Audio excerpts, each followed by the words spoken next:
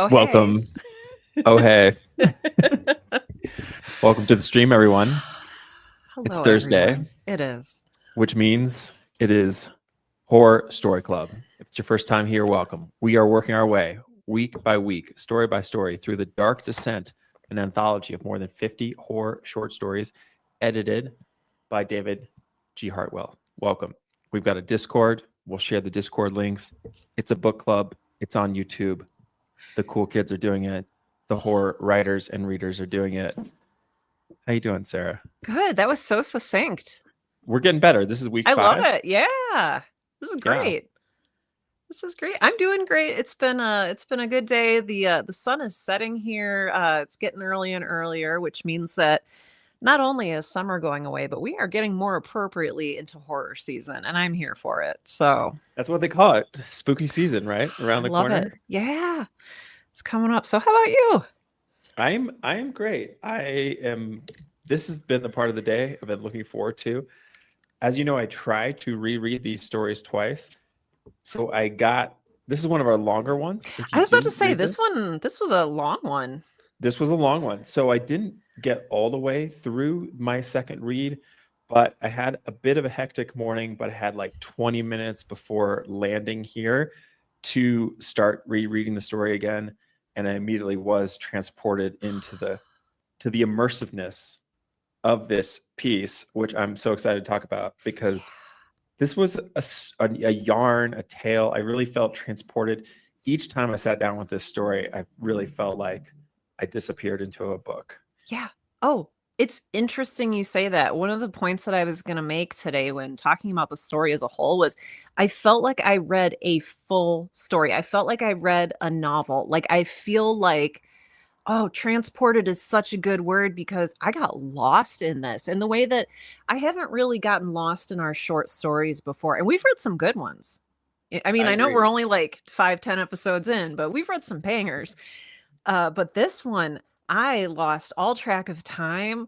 I I was actually swept away, and so I'm really excited to dive into this one with you today. I should say we're reading There's a Long, Long Trail a Winding by Russell Kirk. But yeah, we could identify what it is we're We talking could. about. I don't know. I was like, you know what? I should probably like mention what this week's story was. And each week, so we do Sci-Fi Story Club on Wednesdays, we do Horror Story Club on Thursdays. And I feel like every week there's just been a really interesting juxtaposition between the sci-fi story and the horror story. This week was no exception. Our sci-fi story this week was an extremely short, strange, meandering, philosophical, mathematical piece from the big book of science fiction called Elements of Pataphysics by Alfred Jerry. Today, our horror story is the opposite of pretty much all of that. Here in, as Asa said, The Dark Descent, edited by David G. Hartwell. So, a wonderful, beautiful, like, it's not even a spectrum. It's just two opposite polar ends of, I feel like, what we've read. So I agree 100%. Deeply different reading experiences. Yeah. yeah. Well, and I know you mentioned multiple times like how much you loved this story. And do we even, well, should we jump into a recap? And then I just want to hear all your thoughts. Yeah, let's jump into a recap. Yeah, just broader intro type stuff. Yeah, as Sarah said, we do a short story, sci-fi short story club on the together every Wednesday. We also do live writing on Fridays, like sprints, workshop, flash fiction type vibes. Tomorrow we're doing horror themed Christmas writing. So come through for that. We found an opportunity for 500 to 2,000 word short stories, horror Christmas themed. So that's going to be that. Just in the way of introductions, my name's Asa Merritt. I wrote 6 Sermons, which is an Audible original. It's a series. I'm on YouTube learning how to write fiction. My project on YouTube here is to get better at writing short fiction specifically, which is the impetus by reading these from a sort of craft writer forward perspective. Yes. Sarah, do you Love want it. to introduce yourself? Yeah, I'm Sarah Ray Werner. I'm a writer and podcaster. I created Girl in Space, which is an audio fiction story. I also have a nonfiction podcast for writers called Right Now, like right now because puns.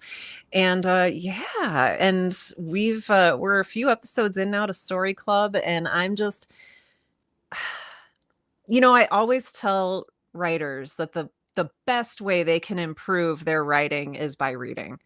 And boy, I'm noticing that it's we're not even that far in and it's making a difference Do you for feel me. do you feel like you started going to the gym again and you're I like, do, but it's my brain and I the know. in And the on the other brain side of gym. that though, it's like the amazing things we're going to be able to do. Yeah, I'm just so anyway, this has been an unexpected delight in the year of 2025. So Yes. it's been great. So Were you able to get some writing done today, Sarah, at all? I was. I'm working on season 2 of Girl in Space, and I handwrite it. Often I hold up my papers. They're in a binder over there though today. And I really feel like reading this assortment of stories by these varied voices, because they've all been very different voices, has really helped me break out of a box that I think I had put myself in. I'd been thinking too narrow, I'd been thinking too small. And so I really appreciate all of these stories, as cliche as it sounds, for broadening my scope. I mean, how about you? Have you noticed a difference in your own writing? I think it's just giving me permission to write what I want. Mm. Just this idea. There's just so many voices that we have to learn to silence. It's just I just feel like Oh. the journey of art making is just like whack-a-mole of voices that you have to silence. Like, oh, I'm not good enough. Like, oh, I am good enough. Like, oh, this won't sell. Like, who cares about it selling? And I just think that the breadth that we've experienced with these short stories has been really served as like an invitation to like what is possible with the written word is vast. And so like just pursue your own vision, right? Mm. Mm. That which is, yeah, how lovely is that? It's What a great, beautiful. great feeling. I love it. I So love it. should we dig in?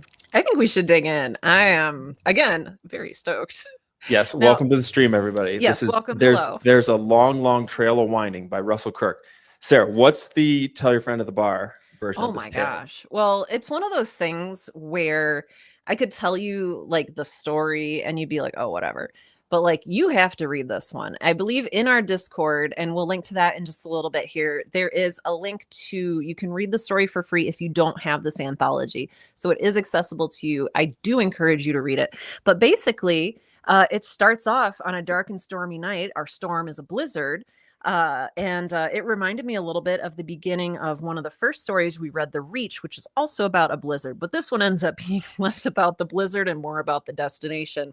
So Frank Sarsfield is our main character, and he's a 60-year-old man. And I think at one point it says he's as big as a bear. He looks like a Viking. He looks like a bear. He's this huge 60-year-old dude, which you don't usually see horror stories about. You usually see horror stories about like the frail, breakable people. So I thought that was a choice thing. Sorry, I will go on with the short Oh, version good of the point. I story. love that. Love that point. That's a good point. But we're following Frank as he sort of as he's walking, as he's going through the story, he's kind of telling us his life story a little bit about how he calls himself a bum. He calls himself at one point a hobo extraordinary, he calls himself, which I loved that phrase.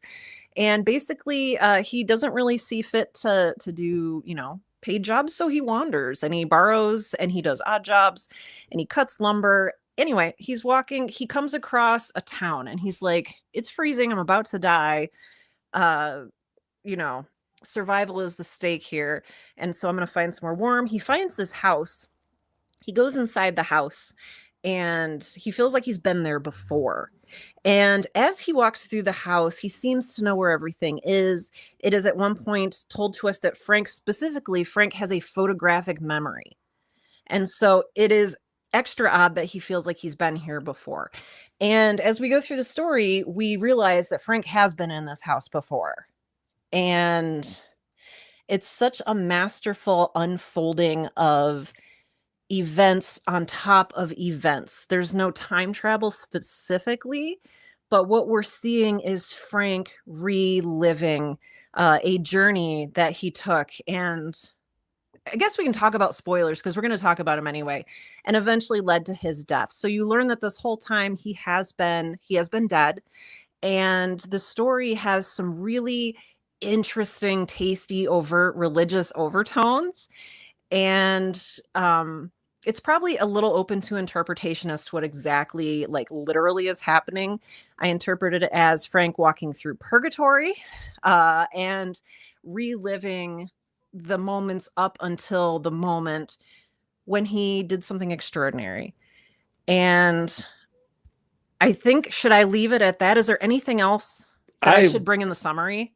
That is, I'm already feeling so much clarification because I hadn't landed on such kind of a fine point. My Oh, instinct is that your reading of this is totally correct. I think that's a great interpretation. I think we maybe mention what the sort of what okay. it is that happened, Well, do you because want I to do walk us think through that, or do you want me to?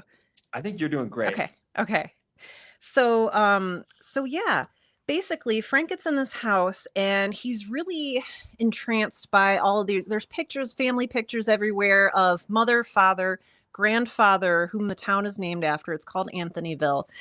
And three little girls, Edith, I'm not going to remember the third one's name. Alice, Allegra, and Edith are the three girls. And he feels he's drawn. He doesn't know why. He's drawn to the middle child, the 7-year-old Allegra. And he goes up to the very highest point in the house, which there's just, it's just so rich in this is such a rich allegory. But he talks about like ascending and, going up into the room. And there's a room at the very top of the house. Sorry, I'm all excited. It's called Frank's room. And so he's like, oh, another Frank must have lived here at some point. And it's like, oh, honey, it's you. But Frank is, it sort of reminded me of, and I believe this came second. So it may be loosely based on Of Mice and Men. If you've read that by John Steinbeck, there is a gentle giant character who is portrayed as having like a child's mind and is very, very peaceful, but also underneath the surface is capable of great violence. And how this character and the character in Of Mice and Men use that strength is, I think, also worth a discussion at some point. Maybe not today. But anyway, Frank's walking through this house and sort of reliving some moments. And he also, as he's having dinner, he finds the pantry, he lights a fire. I was at first thinking about like Beauty and the Beast, where Belle goes in to this like beautiful mansion. I was like, oh no, this is a track. This is a trick. This is a haunted house. Everything's going to go crazy. But it's not that. So Frank is revisiting a house in which he was essentially a servant or a helping hand, and he bonded with the family. And during his life, especially bonded with Allegra, the 7-year-old girl. And the grandfather, after whom the town is named, was the architect of the local prison where Frank had spent some time. Frank got out on parole, and as he's eating one of his meals, he's talking about how he got out on parole, and it was by this doctor from Vienna who said, Frank is a gentle spirit. Our prisons are overcrowded. Let Frank out. He's not going to hurt anyone. He's capable of great violence, but he is very specifically non-violent because he lives in guilt. And it's this whole thing. There's layers going on here. And so Frank remembers his parole officer's like thing where it talks about his own psychology and how religious he is. And then he finds a letter that Allegra wrote when she was an old woman later on. And this is where things started to get weird for me, because we get the feeling that Allegra is going to be a creepy haunted child thing in this house, like the creepy 7-year-old. But ostensibly the note he finds is written by an elderly Allegra. And so that kind of threw me for a loop. But she starts recounting these events that led up to January 14th. Am I going to remember the year?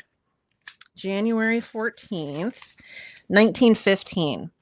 So the story begins January 12th. Frank says his birthday is January 14th.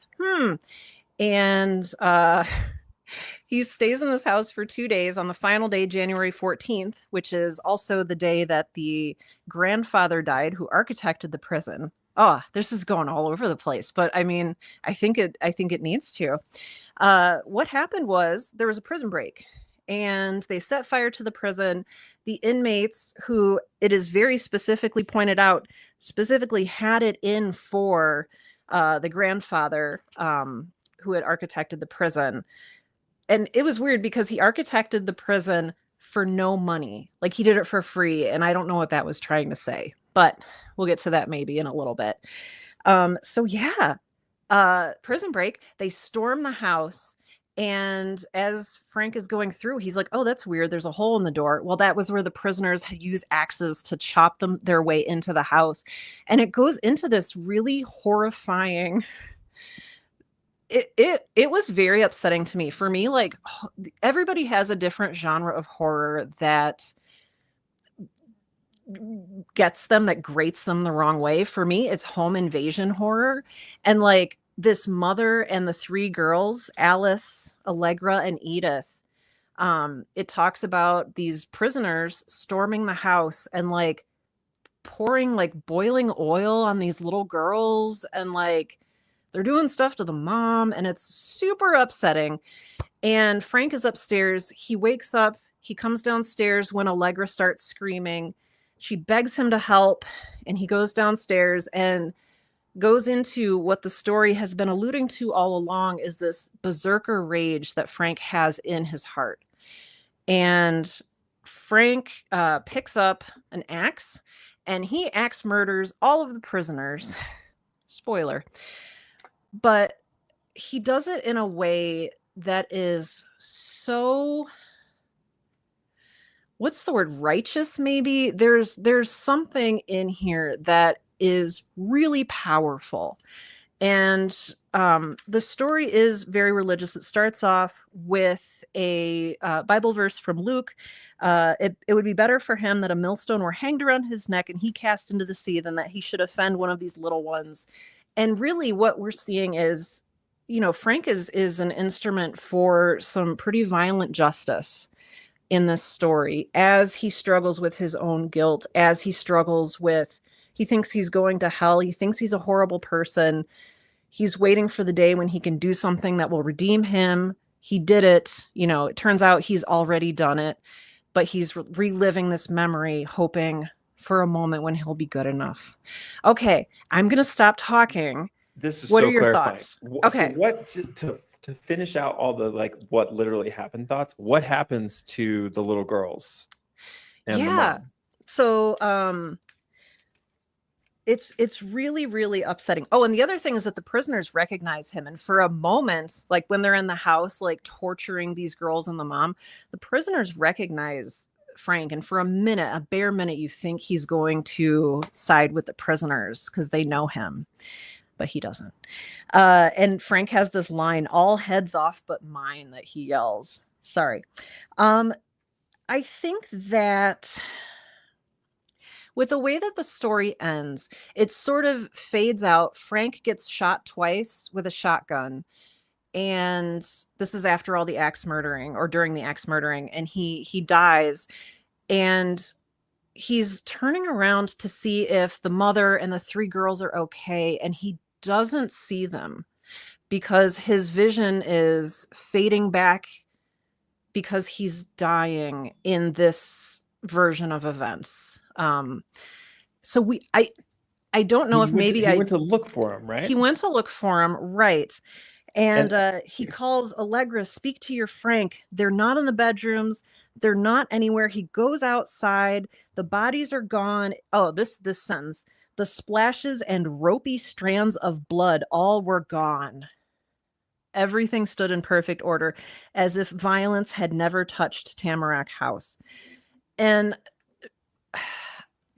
I think the gist is maybe that he died before knowing if they were okay. Got it. At least that's what I took away. But I do want to say at least Allegra, at the very least, survived, because we have a letter from her to her great-great-granddaughter, Celia. What's her name? Additionally, we have the boulder.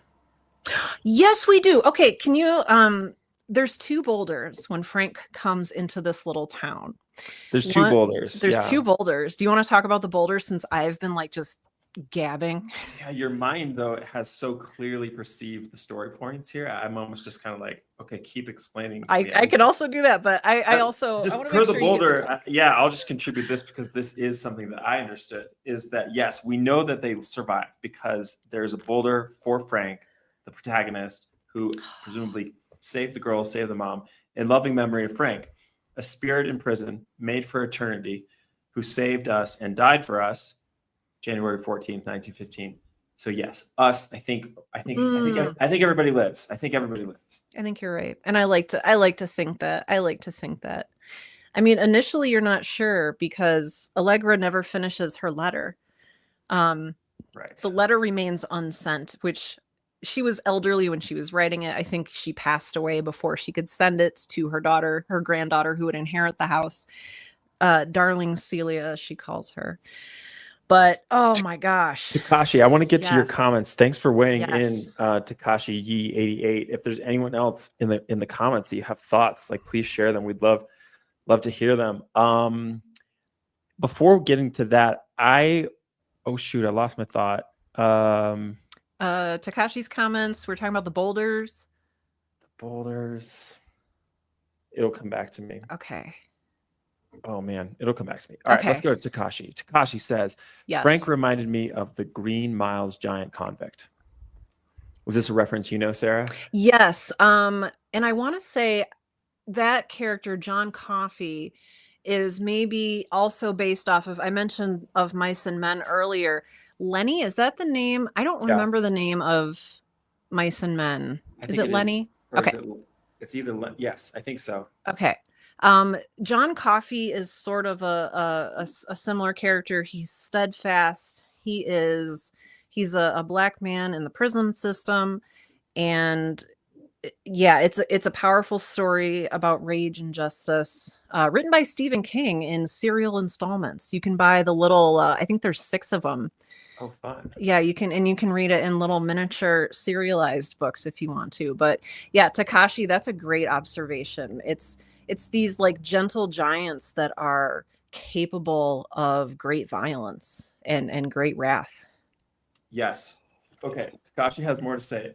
My thought came back to me. Oh, good. Okay. In the macro, like you have this clear interpretation, which I think really is true of he's in purgatory perhaps and like sort of reliving these final moments that definitely happened.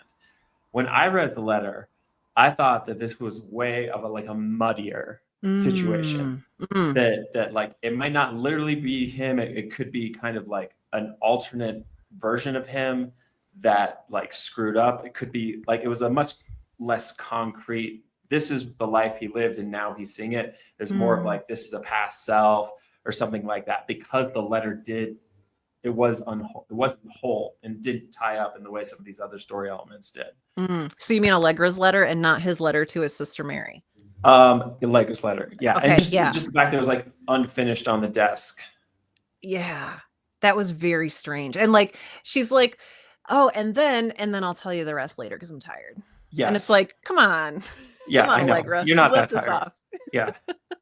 All right, Takashi, the beauty of this story, or at least what I can abstract from it, is on the atmosphere. The setting was essential for the theme of the story, the resistance of memory and guilt.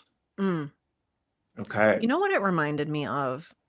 It reminded me of a Silent Hill video game structure. I am so sorry to I don't know if I'm sorry to bring this up or not, but there's a video game franchise called Silent Hill where basically your main character in all of the games is thrust into a purgatory-like setting where they have to battle their own demons and have to relive some of their worst moments. Yeah, Silent Hill 2 especially. And I don't know. They made a terrible movie, or at least I think it was terrible, where it looks like snow, but it's actually ashes. So maybe it's the snow and the blizzard that got me thinking along those lines. But I really think that those Silent Hill video games were inspired, if not by this directly, then by this sort of genre of horror story. Right. Lord Huntress says the religious overtures reminds me a bit of the big man protecting the girl in Between Two Fires and how it affects his soul. I haven't read that one. Me neither. Between Two Fires. I'm gonna look it up real quick. It sounds familiar. Yeah, I was so as you know, Sarah, I saved the intros until afterwards. Yes. Are you a read? Are you? I a read them the beforehand. Yeah. You read it beforehand. Okay. Mm-hmm. So yeah, I like to go in cold to like really try to like see what it does to me and then learn more about it later. What did you think of what we learned? Well, first of all, what are the big takeaways here of the intro to this story? Yeah.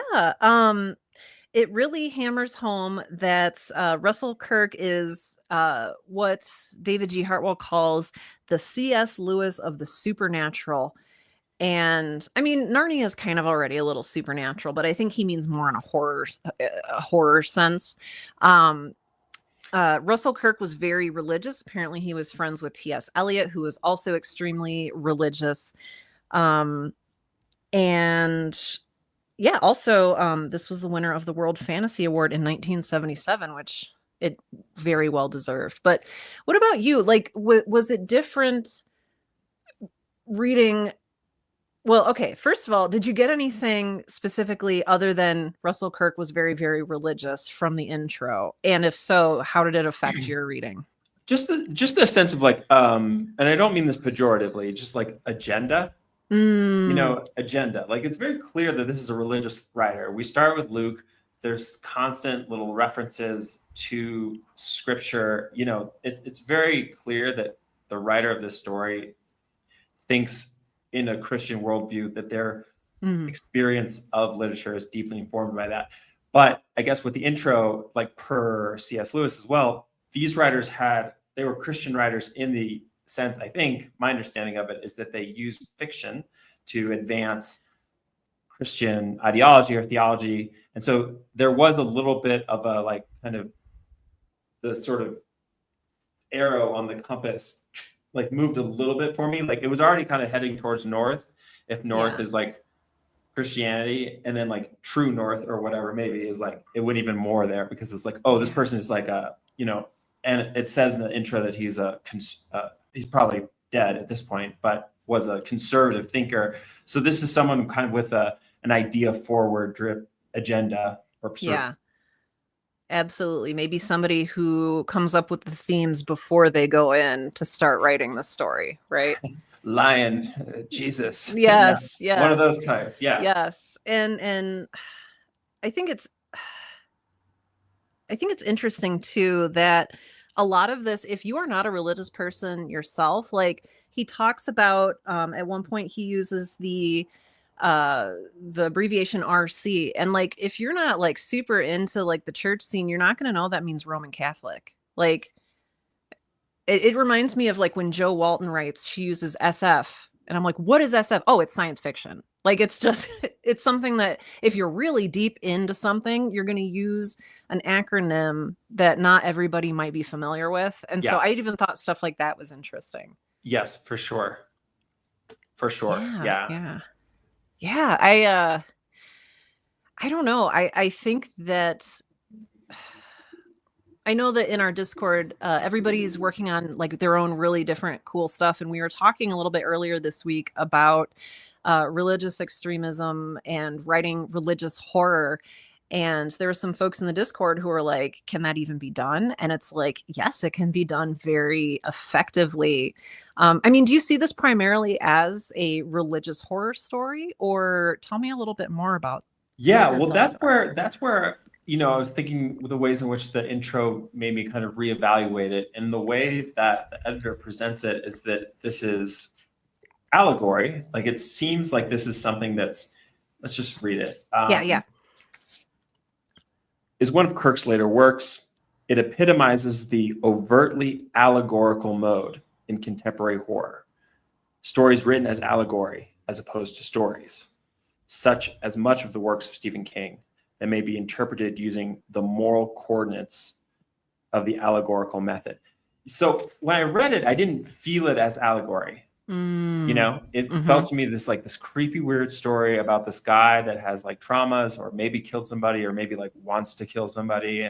And we're in this like cool old house, and that's the vibe. And it's rich with biblical reference and sort of laden with that texture. But I didn't see this as like an allegory. Like, what is the allegory, I guess? Well, that's a very good question. And the allegory that I'm used to seeing is, and correct me if I'm wrong, it's been 20 plus years since I went to college and talked about things like allegory. In an allegory, something stands in place of something else, and there's contrasting themes like light and dark, good and evil. The Lion, the Witch, and the Wardrobe is a very, very, very good example of this. The lion, Aslan, is Jesus. The children are, followers slash disciples. The White Witch is Satan. And in this case, I don't know if it's that outright. And I wonder if it says this is an overt allegory. And I struggle with that a little bit because I think it's a story that stands on its own. I know he's contrasting it with stories by like Stephen King, which he says stand as stories and aren't first and foremost allegories, but I think this story stands on its own. I don't know if that's mutually exclusive. I think I think by overt allegory just means like it's clearly allegorical. Oh, okay. Okay. Not that it can't function as not allegory, but I still don't even know. I still don't even know what that overt allegory is. Okay, like the cupola on your way to heaven. Maybe that's the purgatory, that this house is purgatory, this blizzard where you can't see where you're going, you're trying to find a way. Maybe that's the core allegory, is that this is purgatory. Maybe. You have to pass through purgatory to escape the next phase. Well, the thing too is that ostensibly, Allegra says in her letter that this happens every year. And ostensibly, Frank does this every year and never moves out of purgatory. Wait, say that again? Yeah, in her letter. So I'm looking. This is Allegra's letter. Yep, Allegra's letter on page, I want to say 75. She's talking about, I can't wait until you inherit this house. You just have to sort of ignore the fact that, here you go. Tamarack House is not at all frightening. Yeah. Except a little in the morning every January 14th. Yeah, I got okay, let's see, it's not coming into focus. Oh no. Three exclamation points. Yeah, I got my little 3 exclamation points on that line. Yeah.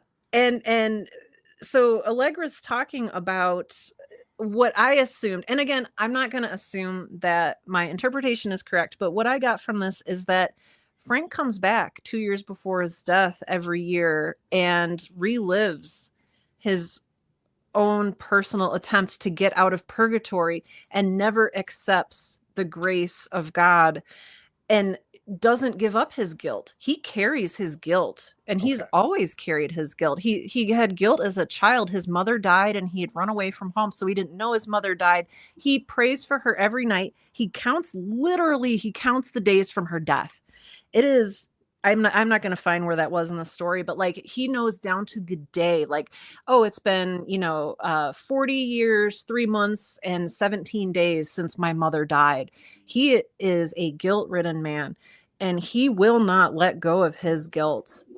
He will not see that he can escape this purgatory. And maybe he can escape the purgatory. And maybe there's something there too about, ending it all in a blood-soaked rage and not being allowed to move on. So I maybe wasn't sure if Frank was unable or not allowed to move on, but he's certainly stuck. At least that's how I read it. Okay, that's super helpful, right? That's such a great reminder that this happens every year. Yeah. Yeah. I mean, right. So this is the weeds a little bit, but if you're a Protestant, presumably grace is always available to you, Is that different if you're a Catholic? Like, is that the allegory here? That's like, look, if you just decided to murder a bunch of people, it doesn't matter. You're never going to the good place. Well, he has some conversations in his memory. And this is not a case of unreliable narrator, because we are told several times that Frank has a photographic memory. Frank remembers literally everything. So we can trust that he remembers things verbatim. And he's talking with Father, he is friends with Oh yeah, a it's priest, Father O'Malley. O'Malley. Yeah. And he says, okay, I'm just going to read this to you. It's the bottom of page 72. Okay. And this is a letter. So Frank is writing a letter to his sister who's 4 years younger than he is. Her name is Mary, like the most Catholic of Catholic names. He says, by the way, Mary, once upon a time, Father O'Malley, the priest, told me that to the Lord all time is eternally present. I think this means everything that happens in the world in any day goes on all at once. So God sees what went on in this house long ago and what's going on in this house today all at the same time. It's just as well we don't see through God's eyes, because then we'd know everything that's going to happen to us. And because I'm such a sinner, I don't want to know. Father O'Malley says that God may forgive me everything and have something special in store for me, but I don't think so, because why would he? Why should he? And Father O'Malley says, I'm almost done here. Father O'Malley says that maybe some people work out their purgatory here on earth, and I might be one of these. He says we are spirits in the prison house of the body, which is like we're serving time in the world here below, and maybe God forgave me long ago, and I'm just waiting my time and paying for what I did, and it will be all right in the end. I have so many stars around this section.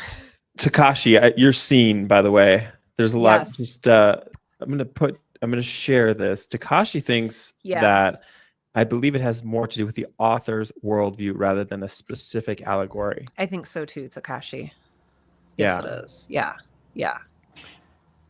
I think this, okay. I think that this is also the kind of story where the writer is going to kind of tell you how to think about it. Like they are going to be like, this is the thing, this is important. And so I'm glad you read that, because I think this is the kind of story where we're supposed to take this at face value. Mm-hmm. It feels like to me. And maybe that's why it's an overt allegory. It's because you're not supposed to question the logistics of how all time exists at the same time. That's not what's important. What's important is Frank's spiritual journey. Yeah. Right. Yeah. So it's a really cool, it's funny because I don't even know like what question to ask of this story. I guess it's kind of like, if we take it, let's take it outside of allegory. Okay. Maybe just that's as a story. Because that's actually kind of, because I didn't get the allegory at first. And I'm sitting here finding it, and I'm grateful to kind of have a better sense of it. But if we just take it as something that happens to this person, and what's the emotional experience caused by that, it also works. I could not put this story down. Like, I feel like allegory can often be very heavy-handed or obtuse. Not so with this story. I was, like you said at the very beginning of our conversation, I was drawn in. I was sucked into this story because it works so well just as a narrative. It's a powerful story. And I have like my own answers for that. For you, why does it work so well? Or like, what is it that was working so well? I think what worked very well for me was how we are placed into Frank's mind in a way. And this author, Russell Kirk, was so skilled, in my opinion, at there's probably a way to do this poorly, to let us in to the mind of someone who is maybe a little bit more described as simple-minded, described as just unemployable, a person who is living in fear and guilt. There would be a way to do that would be the opposite of this way. So this way really lets us into who Frank is and really sets us up to empathize with his journey. I remember just going through the story and feeling like I was living through Frank, and that a lot of the revelations that Frank has and a lot of the doubts that Frank has, I feel are, universal because we all carry guilt, we all carry doubt, we all carry a lot of this. And Frank's felt so authentic and honest, and I was able to connect with him emotionally. That was part of it. And then the other part of it is maybe a little bit of simple wish fulfillment of Frank being this hero who saves these little girls, who saves this family, um, and just does it. He sacrifices himself. He goes into a berserker rage with an axe, and axe murders these uh, prisoners who are intent to, hurt and torture these helpless children. Um, and so for me, it was both of those. I think a deep emotional connection, a deep empathy that the author builds with Frank, and then just being like, "Yeah, Frank," at the very end. I was like, "You axe murder those people. Do it, do Yeah. it, Frank." So Yeah. yeah, Yeah. I that mean, was for me, it was like, it's always this question of like, I wanted to keep reading. I wanted to know what was going to happen. I knew something bad was mm, going to happen. And it's cool to not try to understand why. mm, I really let myself have that kind of thrill of an yeah, experience of just like, I'm going to keep reading because I want to, yeah. because like something that's being told to me makes me want to keep reading. And then it was a surprise.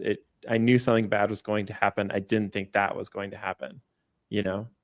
Yeah. It's interesting you say that too. I remember that I was like, oh, this is a chonker. I'm gonna read this in installments.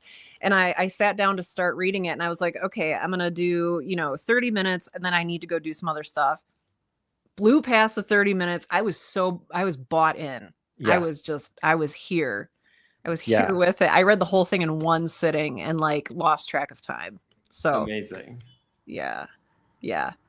But yeah, what I feel like what felt so looking at this from a writer's point of view, um, what what do you think?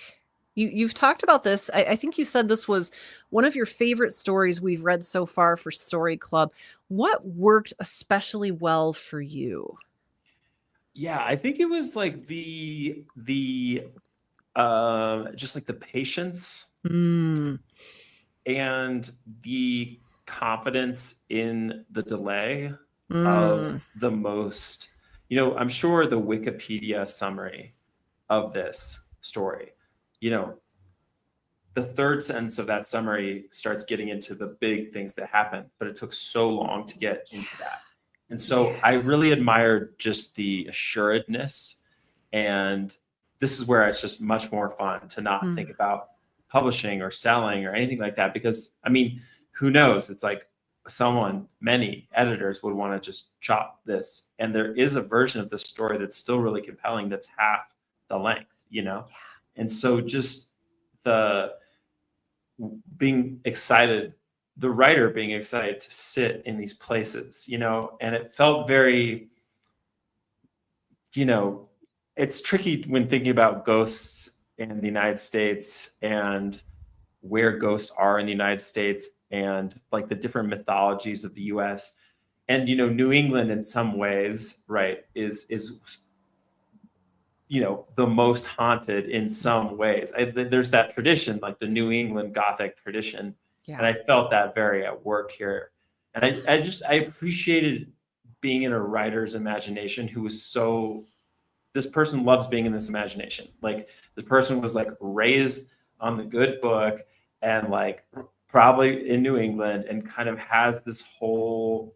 I think Stephen King has his own like little like consciousness in place, and this writer felt like they had one too, Mm, and wasn't worried about what anybody thought. It's like, this is my world, these are my references. I It's like, do like you want that. do you want to hang out with me for an hour, because I'm going to tell you a really cool ghost story.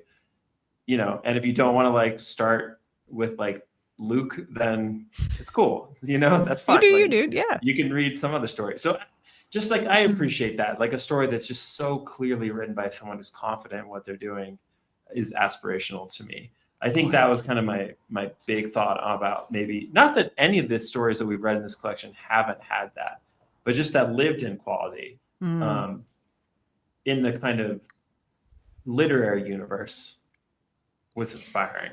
I agree. I wonder, so sometimes a new writer is not going to be given as much leeway, as many chances as an established writer. So Russell Kirk wrote this story specifically near the end of his writing career. This is one of his later works. And I'm wondering if he had written this earlier in his career, I think you're right. I think this would have been a third of the length that it is. And it would have started, who knows where it would have started. But it would have been a completely different experience. And I think it's I think it's so interesting from a writing point of view to look at trusting yourself, at the confidence that you're talking about, and how this writer has learned to trust himself and trust his voice, because we as readers respond to that. We can see, like you said, we can see his confidence, and that is compelling because Yeah. we're like, oh, this guy knows what he's doing. I can trust him. I'm Yes. giving Russell Kirk, it took me, what, 2.5 hours to read this story, which for a short story is not very short. Right. Um, but it was gone in an instant because I trusted Russell Kirk. Russell Kirk trusted Russell Kirk. Um, yeah, his editor, his publisher, I'm sure they had input, but I mean, this was very confidently told. Yeah. Yeah, I love that. I did try to chart it out a little bit. Ooh, tell Start me. well, just like, and it's too long to go through all the twists and turns of the map of it, but like a Hmm. really clear way in which this like road trip from the beginning, if we're going driving from LA to New York, if this story starts in LA and ends in New York, like a really early like detour was the first several pages where the story really sets itself up to be kind of a survival horror. you Yes. know yeah, you start reading this and it's like a Jack London tale or a movie. It's a man on the side of the road who can't get a ride and he's going to freeze to death. Because the stakes are survival related.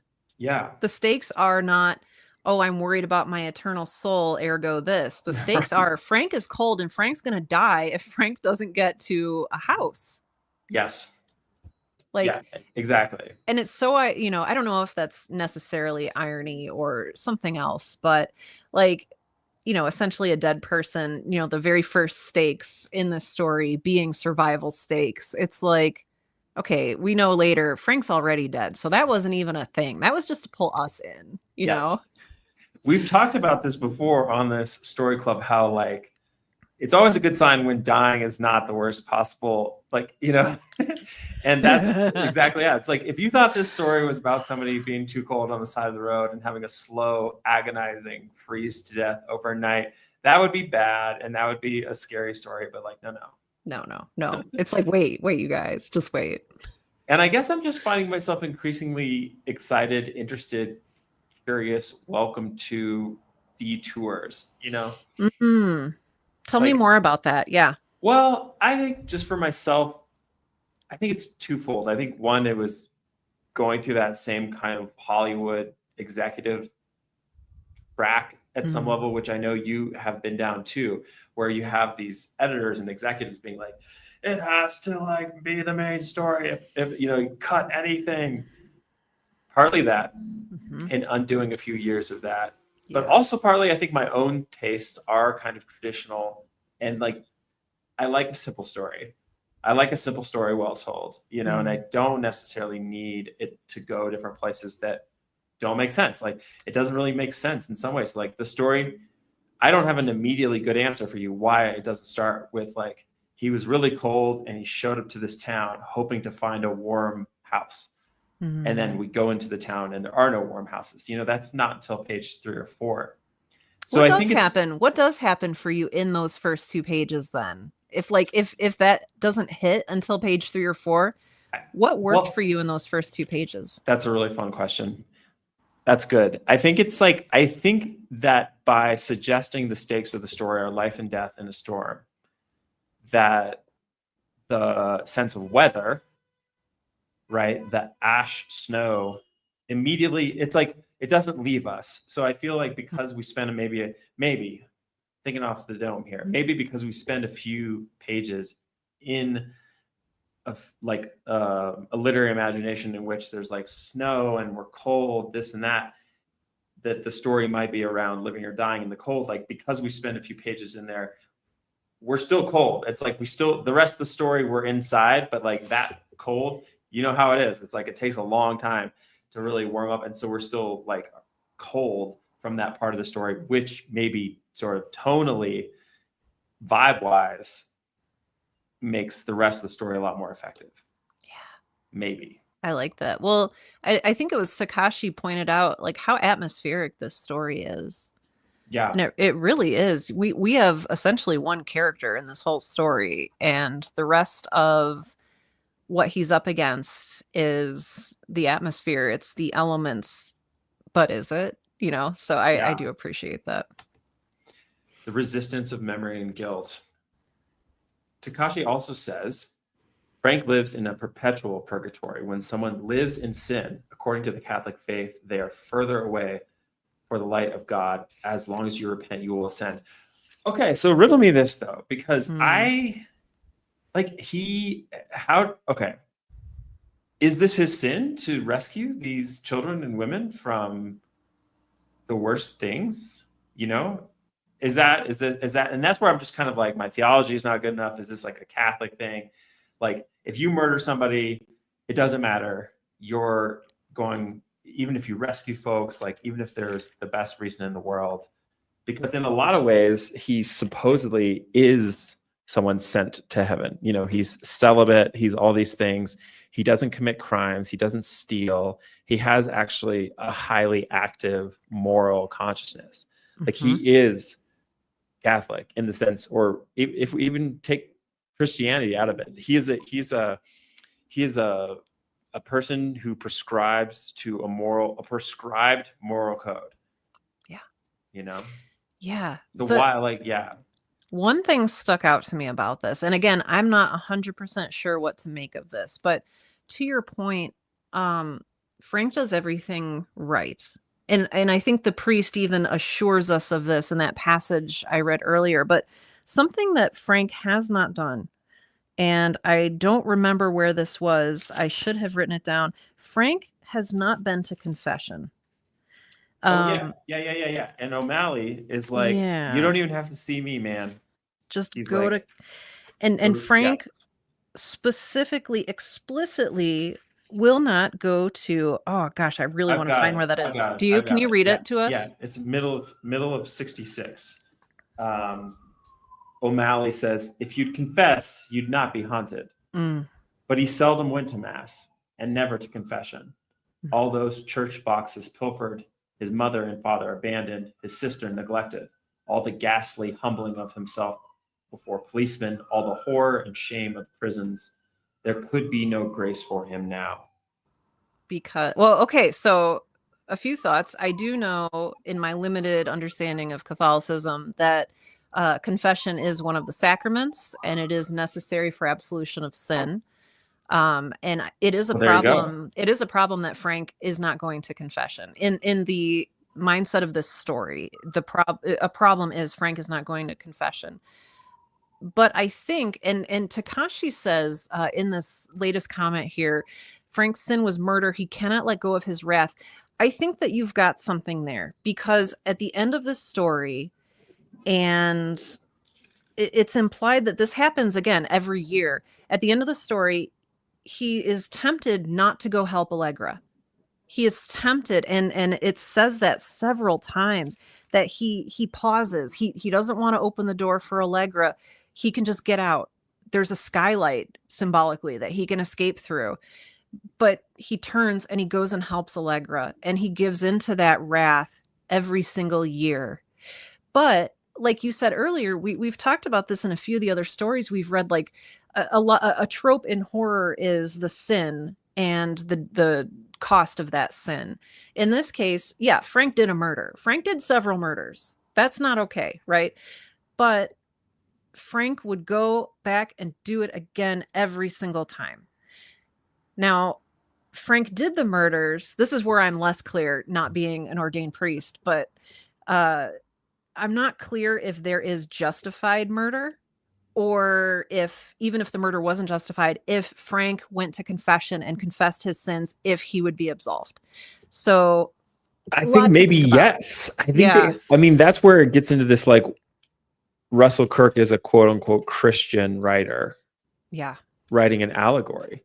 And that makes me think of last week's story, The New Mother. Oh, the new mother. Yes. Yeah. So if you weren't here last week, we read a very frightening sort of fairy tale type tale called The New Mother about these poor children who were good kids. Blue One eyes and the turkey. made one little mistake and got punished for all time terribly. And it's like essentially maybe what Russell Kirk is suggesting is like, look, it doesn't matter that you save children's lives.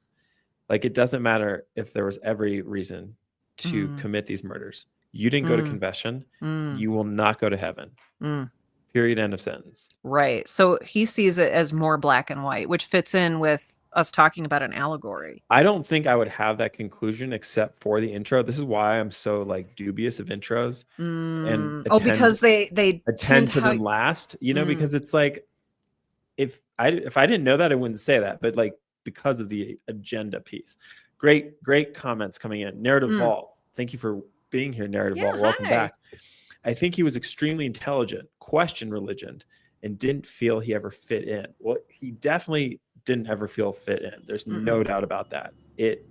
I think both from kind of the author tells us that he never fit in, and he also saw himself as someone who never fit in. And I think his intelligence is also validated in the doctor's letter, where he says like he's much smarter than he seems. And yeah, Takashi, penitence is necessary for absolution. Remembering my Sunday classes, LOL.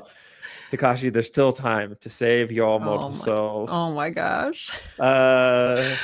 Yes, apparently, but apparently an unlimited amount, right? Is that the moral of the story here? Because he still does this every year.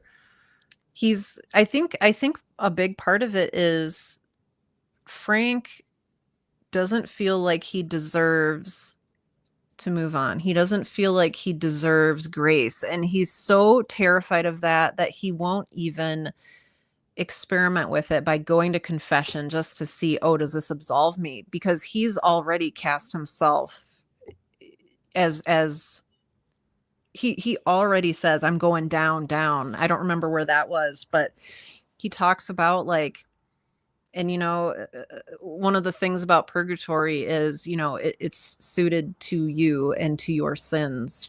Right. And boy, is he in, I don't want to say the right place, but he's in a place appropriate to what he's going through.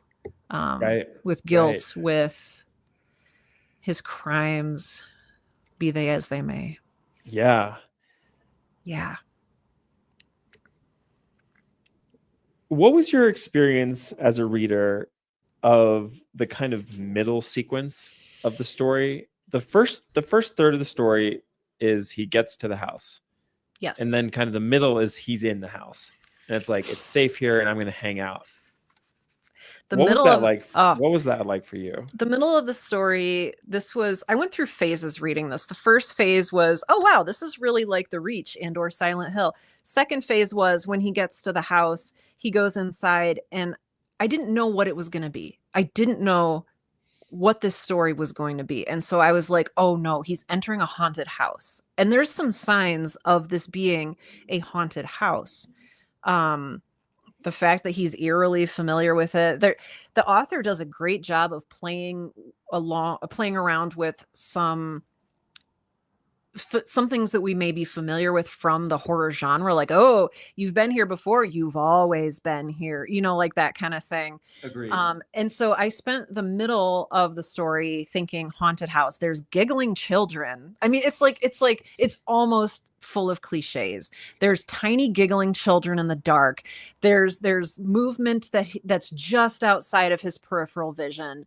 There's all these little things, and he's like, oh, and he doesn't question anything, which is also a classic, like, you know, I'm in a haunted house. Like, was that a sound? Oh, I'm not going to think about that. Time to keep going. And there's just so many things here that, and again, this was published, I think, in 1977. I don't know how established horror was at that time or what had been established with it. But there were some things there that had me as a reader in 2025, saying like, "Oh, haunted house, Frank. If there's a basement, Frank, don't go in the basement, Frank." Yeah, I wrote Like, that down too. yeah, Like, yeah. this is So like, yeah, here we go to the basement. don't Yeah. go to the basement, Frank. I'm so glad you brought up that business of him perceiving other things that other people don't. That Yes. because as you said it, I realized that I think that was where my misreading of this story really began.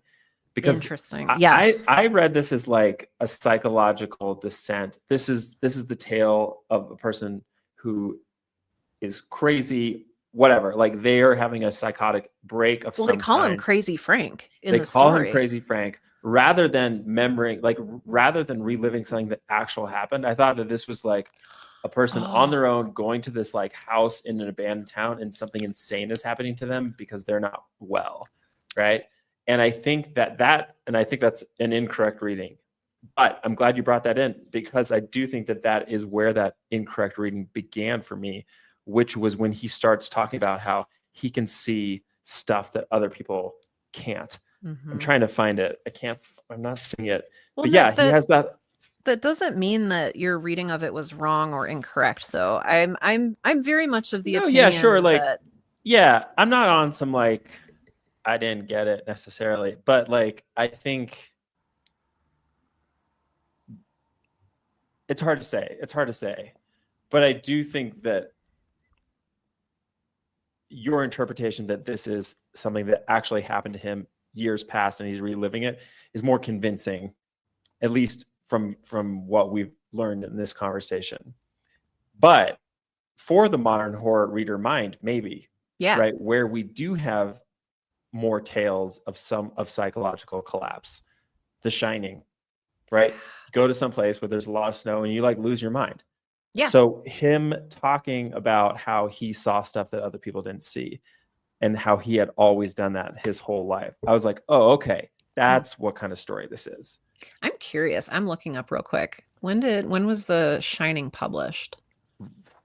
Because the movie came out. Oh, The Shining. Okay, this is very interesting. The Shining, the book by Stephen King, was published January 1977, which is that's when the story came out. Yeah, wow. Which is probably complete coincidence. And then the movie, the Stanley Kubrick version that Stephen King famously hated, did not come out until I believe 1980. So, but yeah, interesting. Yeah, I think that could probably be like if you're listening to this and you're a college student looking for some kind of comparative literature paper to write, write the paper on this story in context of and related to Stephen King's The Shining, and then let us know how it goes. I'm curious. It's so I really just there was a time when I would be like writing that down and be like, oh man, this is good. Yes, I can totally do this next term. Well, and like I already like we were saying before, like there's this sense of like, oh, you've always been here, and like that's literally the end. But that's the end of the movie, which wouldn't have come out yet when this story was written. And it's been too long since I've read The Shining to know if that part is in the book or if that was because there's a huge departure from the book and the movie. Definitely. So yeah. Well, the blizzard being one. I mean, in the movie, it ends in snow, and the book it ends in fire. That's one of the big ones. This would be a logical place to end this conversation, but I want to introduce a larger thought. Go on. You and I haven't talked about yet, Sarah. That I would love. That I don't know how much it's going to come into account in these story clubs, but one thing that I want to learn more about is this idea of a modern character in literature, in movies, of like a full psychology versus a character that's just actions happen to them. Because I was thinking about this earlier when you were talking about the nature of this character, that in some ways it was everything was predetermined. It's almost like there wasn't, which I guess maybe relates to the Catholicism. I don't know. but it almost didn't feel like there were like choices made here Mm. in the same way that a contemporary modern protagonist, you know what I mean? I do. That's an interesting point. And it's interesting. I know that Calvinistic faiths, which is a branch of Protestantism, the Calvinistic side of things is more predestination. You know, you're kind of on rails, you're living out God's plan and you can't deviate from it. So enjoy, lol. And I feel like with this, I do think, oh, that's so interesting because in one sense, Frank doesn't have a choice because he's on rails. He is going through and reliving this story. But at the same time, I think that it's very interesting that he is asked to make a very specific choice um on page okay. When he talks about page 80, um, Frank was too bewildered to grasp altogether where he was, how this might be fit into the pattern of time, which I think is very interesting that you are talking about things being predetermined, the pattern of time. All that mattered was flight. The scheme of his escape remained clear in his mind.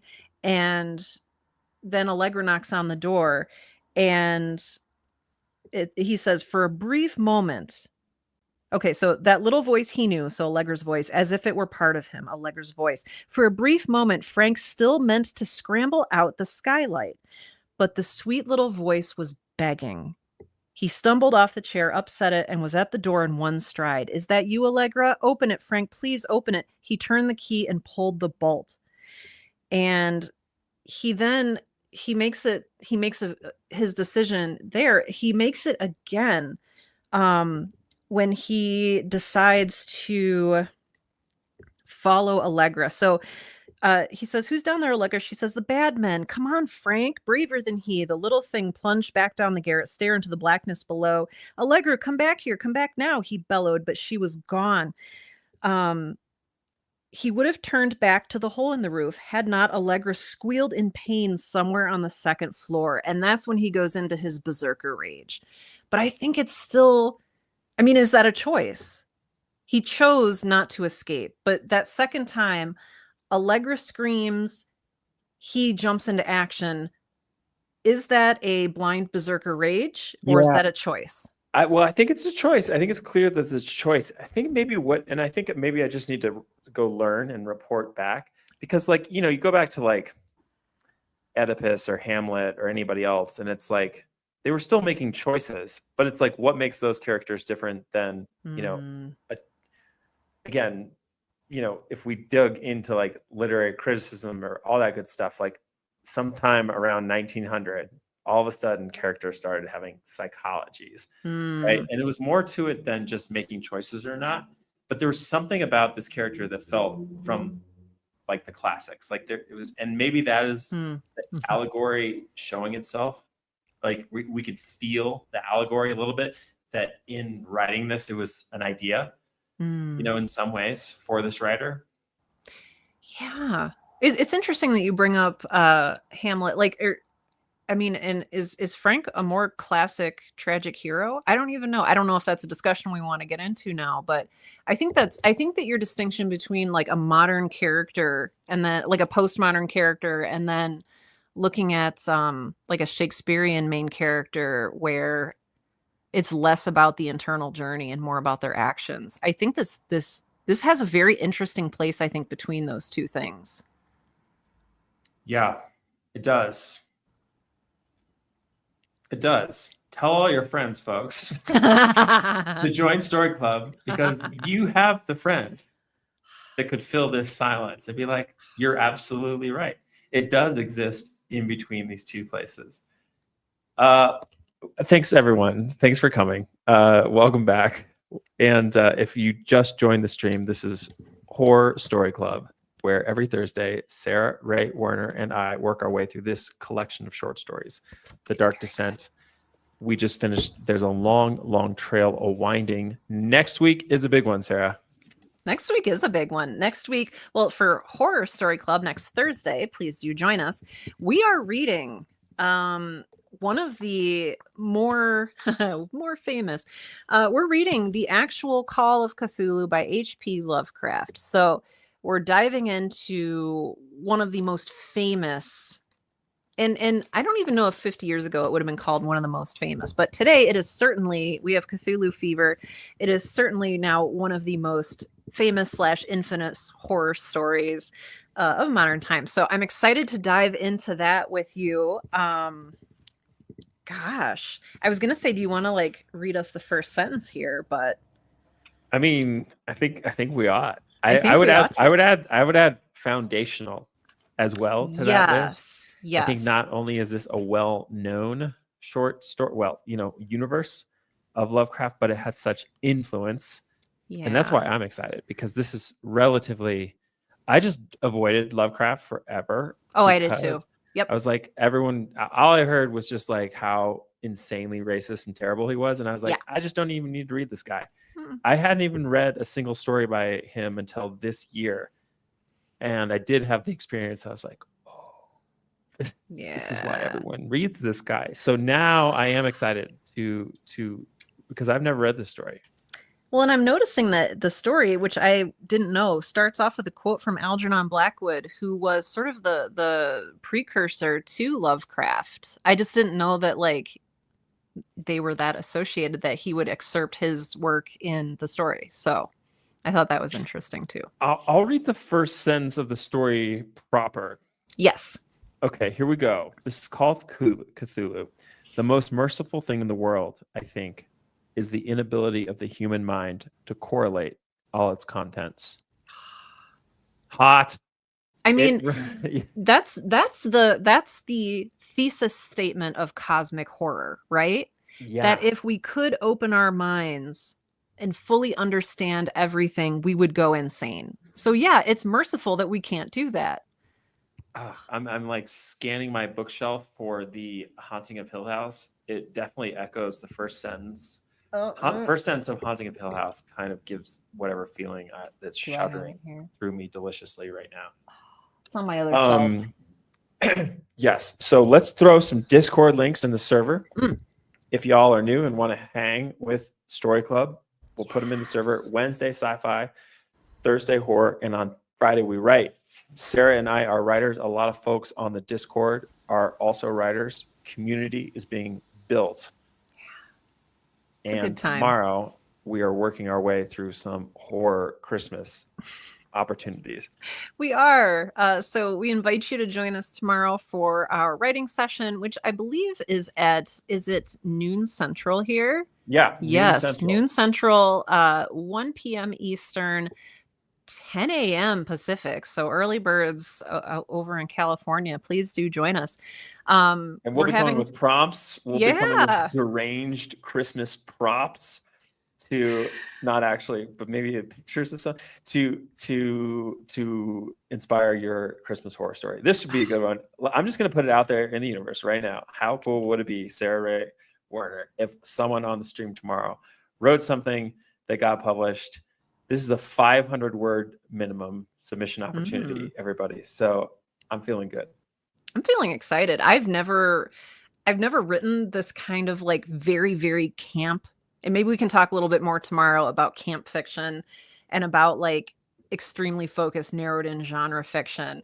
But I'll tell you what. Yeah. You know what, yeah. everybody, I will, if you're in the Discord, I will try to source an example tonight. I could think of a movie that you should watch, and that is Silent Night, Deadly Night, Part 1. If you want to watch an excellent Christmas murder movie. Silent Night, Deadly Night, Part 1. And so Part 2 isn't actually a Part 2. Part 2 was a re-release of the first movie, because when the first movie came out, all these moms like rallied against it and got it shut down. Amazing. And so they weren't able to like make any money from the first release of the movies. So they're like, okay, and they made Silent Night, Deadly Night Part 2, which is just Part 1 with like a new intro and a new some new footage at the end. So I mean, it's the same movie essentially, but enjoy. Incredible. All right, y'all. We'll see you tomorrow. Thank you for doing this. Thank you for being here, and we will see you tomorrow. Bye for now. Bye.